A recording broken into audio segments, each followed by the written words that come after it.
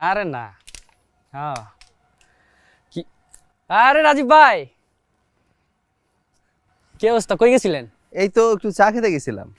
তো ভাই বিদেশ থেকে আইলেন, বিয়ে শাদী করলেন, এখন যাইবেন কবে? হাতে এখনো 15-16 দিন আছে, দেখি কবে যাওয়া যায়। তো ভাই বিয়েতে ভাবিরে কি কি গিফট দিলেন? সবকিছুই দিয়েছি। বিয়েতে একটা স্বামীর বউকে যা দেওয়ার দরকার সবকিছুই দিয়েছি। আর তাছাড়া মাও ওকে এক্সট্রা অনেক কিছুই দিয়েছে। আচ্ছা ভাই শুনেন, আপনার একটা কথা কই। আপনি তো মনে করেন দীর্ঘদিন প্রবাসী ছিলেন, তো কখনো কি শুনেন নাই যে প্রবাসীদের বউ মনে করেন বাইজ্ঞা যায়, তারপরে যে পরকিয়া করে, থাকে না তো বউ, বুঝেন নাই? শুনছেন তো না? হ্যাঁ শুনছি, কেন শুনবো না, এটা তো অহরহ ঘটনা।